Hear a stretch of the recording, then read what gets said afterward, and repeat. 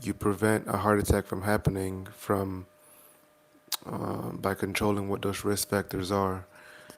Unfortunately, a lot of people have these risk factors and they have it for several months, years, and even multiple decades. They don't know about this and they end up going to the hospital and then they get diagnosed with a heart attack. Sometimes they get diagnosed with heart failure. Sometimes they get diagnosed with a stroke. Sometimes they get diagnosed with kidney disease to the point where it's irreversible, so they need dialysis. And a lot of it all comes down to risk factors. A lot of it comes, and unfortunately, but also fortunately, those same risk factors that can cause a heart attack are the same ones that can cause a stroke, the same ones that can cause kidney disease. So, what are those risk factors? Like I previously mentioned, like most of my videos mention, high blood pressure is the most common risk factor that can be controlled. The most common preventable risk factor is smoking. So, not smoking, decreasing smoking, but other things includes high cholesterol or hyperlipidemia, diabetes, insulin resistance. Having those insulin spikes can do a great deal and a great damage to our heart, a great damage to a lot of issues that people are dealing with. The combination of diabetes and high blood pressure is probably one of the most deadliest combinations that we have in the United States of America because it can lead to kidney disease needing dialysis. So the question is, what happens if your heart is sick for a long time? Well, for it differs for a lot of people. They can remain having a poor quality of life for the rest of their life. Some of them can die. Some of them um, poor quality of life or death is usually one of the biggest ones. What the deciding factor for potentially reversing this or potentially treating this is how quickly it's observed. Unfortunately, a lot of people have heart disease for multiple years, decades, and they don't get it treated until um, it's too late. Not just in the U.S., man, in the world. No, absolutely, I agree with you. Heart disease is the number one killer in America, but United States, but in the world too.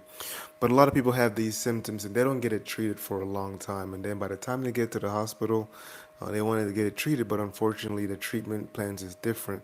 Our treatment plans is not to prevent a heart attack. It's maybe to prevent a second heart attack.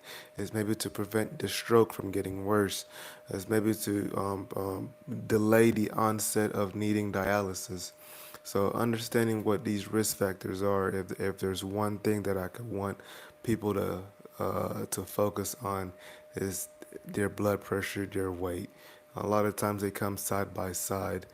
Blood pressure, weight, smoking if you do have, but talk to your family. If your parents have high blood pressure, there's a chance that you may have it too, even though you feel good. There's a reason why high blood pressure is also known as a silent killer. So I didn't want to take too much time. I just wanted to just focus on the emphasis of knowing what these risk factors are, knowing that if you treat them appropriately, you can potentially prevent something bad from happening downstream. Understanding that it didn't happen in one day, so the treatment is not going to be quick. The treatment is going to take consistency. I've had a lot of patients who go to the gym multiple hours and they don't see any change. But I've had all the other patients who work out at home with being consistent, working out 15 minutes a day, and look a lot better. And the biggest part about it is consistency, but also understanding that nutrition plays a huge impact in our lives.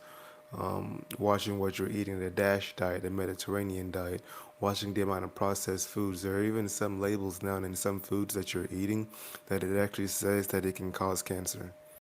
We didn't have it back in the day and on those labels because we're understanding that the way these these animals are being grown, so many different things are being put into these foods that can that unfortunately can lead to death, can lead to malignancy, can lead to cancer.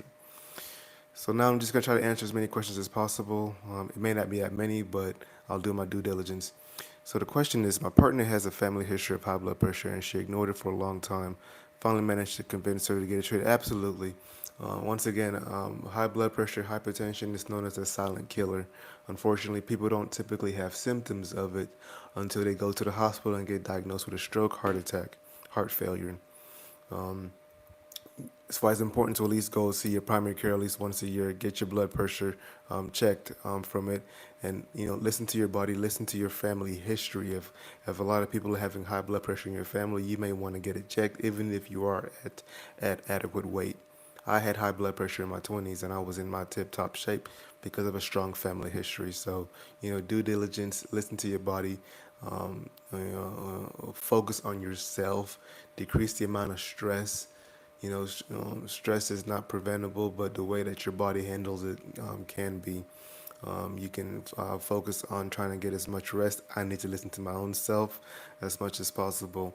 Being consistent with exercising, being consistent with, time with family. I think there's a huge impact that we're, becoming more detached from our families. So doing all of these things, and the most important thing is just being consistent.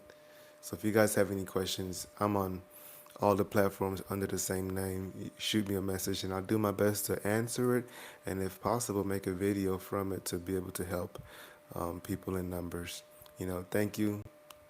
Like I said, you guys gotta go get some sleep. You guys gotta do your due diligence and be consistent, and it starts with sleeping an appropriate amount of hours. I would say at least 7 to 8 hours.